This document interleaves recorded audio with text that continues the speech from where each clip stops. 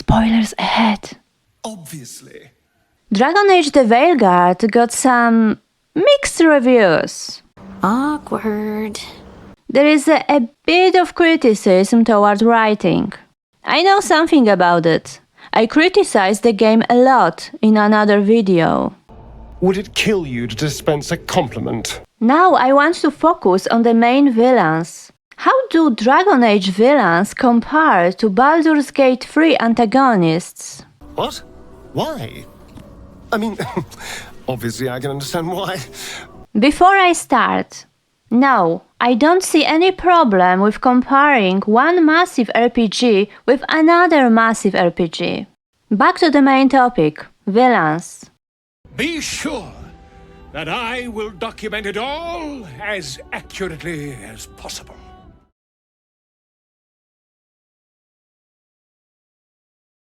The quality of writing in Dragon Age and Baldur's Gate differs significantly.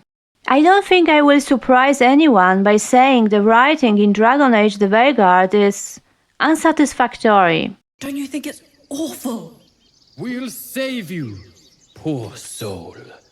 One of the big problems I want to talk about is how the game portrays villains. When you create a story, you need to make a few important decisions. One of which is how you introduce the villains to the story. Basically, you have two ways. You show your villain in the beginning, or you can keep them secret to reveal them later. There are no better or worse options, but one of them gives you much more opportunities. If you don't reveal the villains right away, you can slowly build tension. And this is what Baldur's Gate 3 creators did. In the beginning, the main characters just want to get rid of the worms in their heads, and during the trip, they find that all that happened wasn't a twist of fate, but a part of a huge scheme. Thanks to this technique, the story is much more engaging. Every act gives us more and more, is bigger and bigger, leading to a culmination point, the fight with the brain. In Act 1, we don't know the scale of danger. In Act 2 we get more information, but until the end of Act 2 we don't know who the main antagonists are. Classic Gather the Allies quest and Be Ready to Fight the War quest are pushed to Act 3. There. Have I fulfilled my role as your wise and wizened elder? Dragon Age the Veilguard chooses the harder option. That's showing the villains right at the start. The game introduces us to two ancient elven gods. You know from the beginning that the gods are evil and that they want to dominate the world. Solas might be a bastard, but compared to the Avenuris, let's just say they weren't known for being kind rulers. No secrets here. Building tension and making twists is much more difficult this way. It is not an unpopular way. Many stories give you clear villains at the start. In this type of story, authors focus on different elements. For example, Dragon Age Origin gives us the Archdemon, so the story focuses on factions and their stories. In Dragon Age Inquisition, we also have a clear enemy. The mystery revolves around the main antagonist's past, his influence on different groups, and of course, the conflict between mages and Templars. Dragon Age the Veilguard had many ways to engage the audience, but for some reason didn't do it. I don't understand why, but I will start from the beginning. Elgenan and Gilane are the part of Evanuris, ancient mages who became gods and enslaved other elves. At some points, they started to use Blight to gain more power. They were defeated and imprisoned by Solas and his rebels. At the start of the game, Rook and the team disturbed Solas' ritual. The gods escaped from their prison and Solas was imprisoned. Now you need to defeat the gods once again. One obvious way to create conflict is for the NPCs to distrust the protagonists, or them not understanding the scale of danger. But Dragon Age didn't do it. Most of the characters believe everything that Rook says, and they know the gods are powerful and dangerous. Just like that. Distrust appears only in two characters, but the plot doesn't do anything with it. One of the members of the Shadow Dragons, Tarquin, doesn't trust the player. But it doesn't matter. He just yaps about it from time to time. You can't convince him, you don't have any quest related to this situation, and no other characters care about what he says. Second character who doesn't trust you is the First Warden. He's the only character who doesn't believe that gods came back and are controlling the Blight. No, you need to listen to them. We are under attack by a god. Do you hear yourself? There's no such thing. Stop finding excuses to be a coward. We'll stop the enemy outside the walls. Which is strange, because he can feel the Blight, so he's supposed to know that something is changing. But whatever. You don't really convince him. He just sees with his own eyes what's happening. Your role is to support another character, Efka, to use the ancient weapon and stop the archdemon. Second way that might interest the audience is to explore the villain's past. Dragon Age does it. Kind of. Like, we can explore the Solas past, and we also get some information about the gods' past. But it's not enough. The main focus is on Solas. Most of the information about gods is in the Codex, which is a lazy way to explain the plot. By the way, this is not the first time Dragon Age developers used the Codex that way. Oh. In Baldur's Gate 3, you get all the information you need from the dialogues. You can find extra secrets by exploring the land, speaking to the dead or animals, and reading the letters, which completes the picture. You can put some of the story together by visiting a few different places, which makes exploring more fun. In Dragon Age, you only find some loot and codex entries. Environments are beautiful, but feel empty. Not much of a story to tell.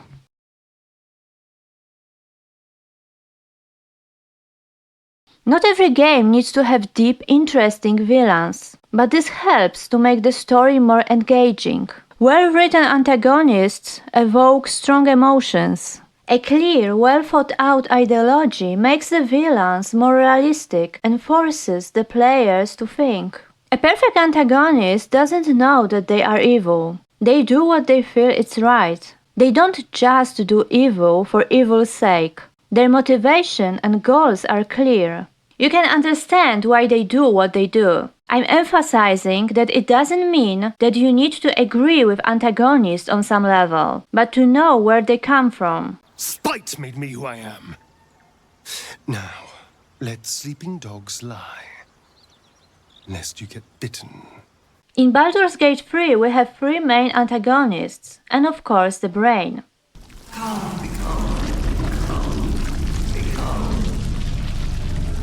Ketheric Thorm is the leader of the cult of Absolute and Mirkul's chosen. In the second act, we arrive at the Shadowland. The place is filled with information about his past. Ketheric's morality and motivation are explored in full, which gives us a complete picture of his character. My life was dismantled piece by piece. First, my wife was taken. My wife. And then my beautiful daughter. My life was forfeit. Gone. Finished. And when I tried to buy it back, it cost me everything. Everything. Gortash is the mastermind behind the plan to enslave the brain and to create the cult. He is the chosen of Bane. We have the opportunity to understand his plan and the motivation behind it. And Ketheric, do try not to sulk. You're supposed to be the fearsome general come to conquer the city. And I am the hero who will save it.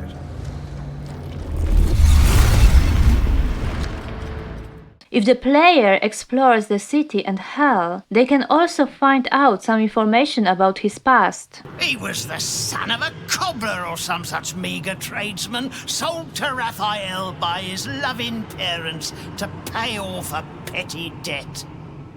Orin is the most unhinged villain in Baldur's Gate 3. She's a part of Cult of Baal, so her main motivation is destruction. His crypt breaths sings to my sinews again. But we can still find a lot of information about her past, what happened to her and why she became a part of the cult. She is a really tragic character. Even the brain has time to explain its motivation. The brain isn't just an evil monster, but another species who has its own philosophy, grand design, restoring the Illithid Empire and order. You have a place in my grand design. Villains don't trust each other and try to betray others, which creates an interesting dynamics. There's an old wisdom. A brittle alliance can never be mended. It can only break. With Ketheric gone, Orin proves treacherous. She wants the Netherstones for herself. And of course, the brain is enslaved by Chosens, so is willing to do everything to break free. Join me. Wield me. Become absolute. In Dragon Age, we don't have many opportunities to explore antagonist psychology. We know that gods want power and control, but no one tells us why. We only destroyed because you resisted. Oh.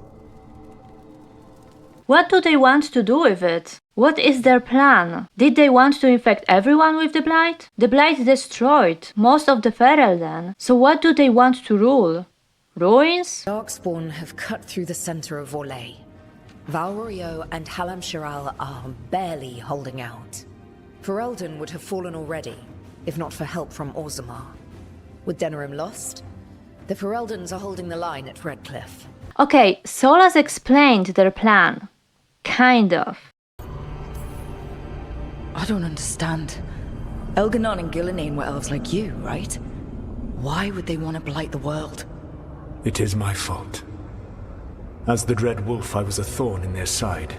When my efforts weakened their grasp on the Elven people, they grew frustrated, then desperate. And turned to the Blight. Once the corruption took hold of them, they were blind to its horror. It was just another source of power for them. Now they would blight the world without hesitation, and call us backward and foolish for opposing them. Blight, power, blah blah blah, not much to work with. What do their minions gain? The Venatori and Antam want to what? The Venatori want magical secrets, and the Antam want to destroy anyone opposing their brutal expansion.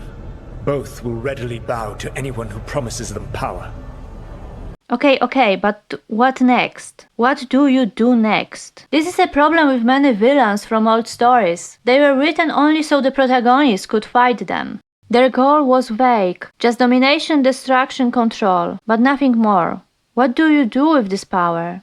Sit on the throne all day? Nowadays, the audience wants to understand the villain's motivations and goals. The biggest problem is that Elganon and Gillenane don't have many interactions with Rook. We only see them from far away and can't speak with them directly, like we speak with Orin, Gortash and Ketheric. The same problem occurs with some of the other enemies, like the Dragon King, Zara Renata or Aelia. We don't have the opportunity to know them. Isaiah and Hezenkos are the exceptions. They both have more time to explain themselves, and we have some information about past events that caused their present behavior. All have a place in my heart.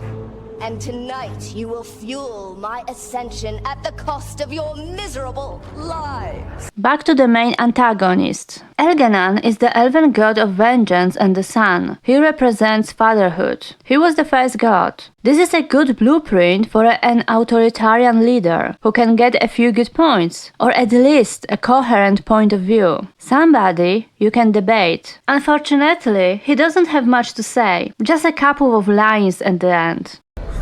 You mistake discipline for cruelty, a failing among those who lack a master's gentle guidance. This makes him blunt and uninteresting. Another bad guy. Gillenane became a part of Evanuris because of Andruil.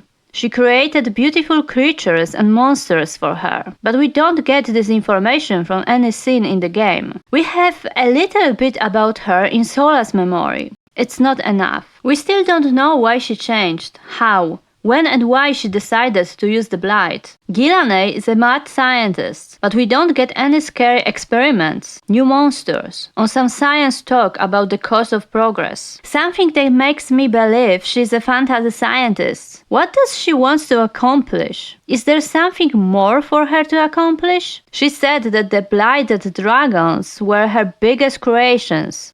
They stole Rosakel from me, Algernon. My greatest creation! Not very creative, if you ask me. Not funny. The gods trust each other completely. There aren't any conflicts between them. Wasted potential.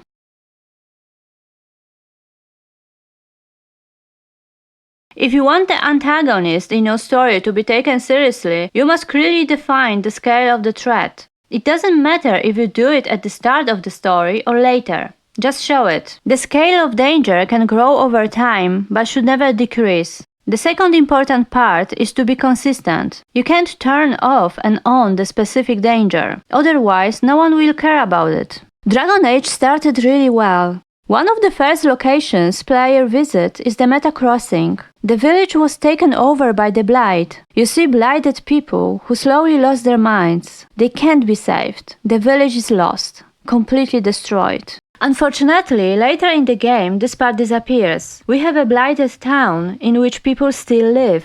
It is confusing. How can a town still function? Dark spawns are right there. The gods' minions, Venatori and Antam, look like a bigger problem than the blight as well. Some characters, like Viper, can be potentially blighted, but it doesn't affect him like the elves in the Meta Crossing. In his case, it looks like an illness. He becomes weaker, but he doesn't lose his mind.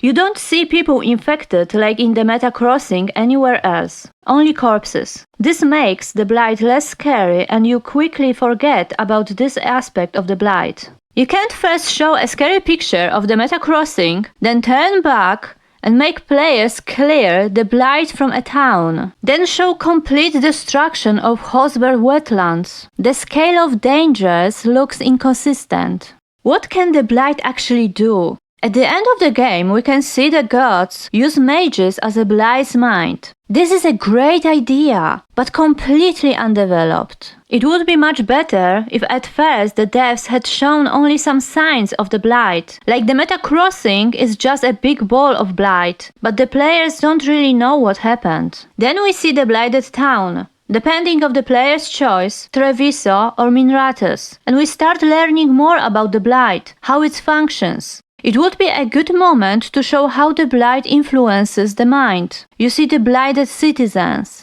Rook and the team try to fight the blight, but fail. Is the town lost? We don't know. Then the Hosberg wetlands situation. Everything looks bad. What to do? Then thanks to the Shadow Dragons or Antivan Crows, you learn that the blight behaves like it is controlled by something. Now players can be introduced to the concept of the blight being controlled by mages. Now we can get a special boss fight. We can save the town by destroying the blight's mind. Then following the FK questline, you learn about the heart of the blight and that regions can be re-inhabited. Done. If you structure the danger of the blight like this, you have a clear picture and a way to deal with the problem. The danger grows over time, so you don't forget about it. Just like that. Another abandoned idea is Elgenan's power. One quest shown that Elgenan can influence minds. Child, you were born into obscurity. Sorrow etched on your bones. I see you. I feel your pain. He's making promises, tempting me. But this topic isn't explored at all, and we don't have any opportunity to save someone from his control or be betrayed by someone controlled by him. Evil guys are just evil, they follow him anyway, and good guys can't be influenced by the gods. This element should haunt players for the entire story, but it does not. Oh, that's not good. Not even a little bit. In Baldur's Gate 3, the matter is clear. There are brainwashed cultists and true souls who are controlled by Chosens. We can save Mintara and Duke from the brain's influence, or manipulate other infected NPCs to get something from them. Parasites?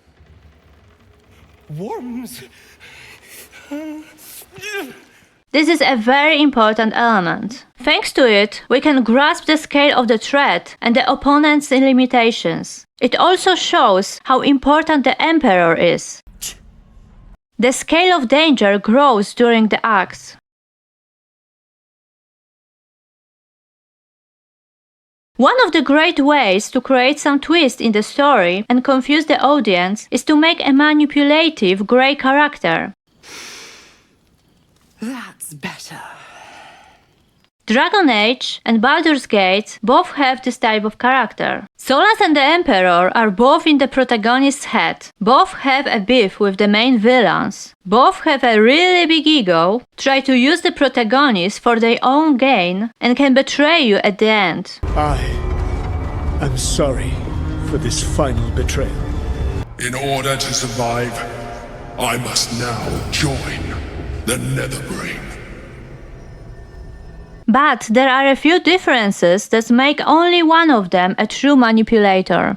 Disclaimer: Mind Flayers are addressed by the it pronoun in D&D and in Baldur's Gate 3. His is used only by Ansur when he refers to the Emperor's past story. I will use it to avoid confusion. Both characters serve as guides who point the way the protagonist should follow. However, in the case of the Emperor, we have the option to disagree with its suggestions. We can go into hell, Githyanki Crash, or Ansur's lair against its will.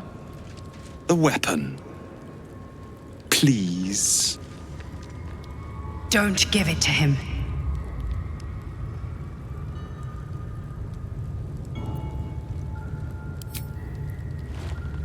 No. I strongly suggest that you reconsider this course of action.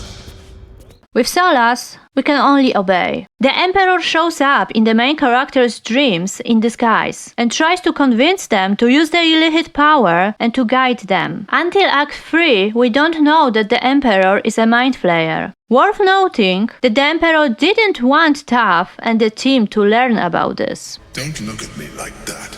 In contrast, in Dragon Age, we know from the start who Solas is. He is a god of lies. We are reminded of that fact a few times. In first conversations, Rook clearly explained what we should expect from Solas. All I can offer is what I know. Helpful advice from the Elven god of, and I am quoting you here, lies, treachery, and rebellion. Depending on the story. Then we get another reminder. He said that's your style. Never quite lies, clever half-truths that let you convince yourself you're doing the right thing. Sometimes I feel like the game screams, look, look, now he is manipulating. Look, look, he has a sly smile. But okay, it's not that bad. A bigger problem is that the devs focus so much on Solas' manipulations and lies that they forget to make him an actual valuable ally. During the game, Rook can talk to Solas a few times, but how much information do we get from him? Not much. I came here for specifics, not fortune-telling. I would tell you more were I not currently in prison thanks to your actions. In the first conversation, he explains the plot, gives us the main quest, find the dagger, then a part of the mechanic, fast travel, then another quest. He also summarizes all the events that have happened so far. He serves more as a vehicle that drives the plot forward rather than a full-fledged character. He tells Rook information to further the plot, not in the accordance with the relevance of the knowledge. The information he provides serves the plot, but it's not relevant to what he knows and wants. In some cases, it looks really stupid. For example, he explains connections between the archdemons and the gods just before the fight. This doesn't make any sense. The fact that gods are immortal as long as the archdemons lives is a really important piece of information, and there is no reason why Solas hides this from us. Solas has some good lines which show his personality. When I defeat an enemy, it is because I outsmarted them. because I was right. When he does, it is only because he was stronger. Outsmarting someone and being right aren't exactly the same thing. Aren't they? But the player can't do anything with it. Our answers don't affect the plot or change how he behaves. But we can have different endings for him and us. We can fight with him or convince him to save the world by gathering his regrets. In the Emperor's case, the game shows limitation in its knowledge a few times, which helped create a twist in the story. Now the picture comes together. The Absolute is neither god nor man. It is the Elder Brain you saw, held here by those three against its will. Also, the Emperor has its own goals. Yank. The Emperor helps the protagonists by using Orpheus' power to protect the team from the Brain's influence. Without the Emperor, you can't survive. Help me. Fool! Without me, you will perish. It shows that you are connected to each other, whether you want it or not. If you decide to stand against the Emperor and don't trust in anything it says, the Emperor will threaten you. Take me to the Brain because you have no other choice. And once we are there, you will do exactly what I tell you to. And you would do well to reconsider unlocking your potential. Your puerile attachment to your material form jeopardizes us all. If I must, I will force you. This introduces an interesting dynamics and makes the player worry about the Emperor's next move. The Emperor's behavior changes depending on your choices. If you decide to roleplay as a naive tough who romances the Emperor, your experience will be completely different than for a player who roleplays as the Emperor's opponent.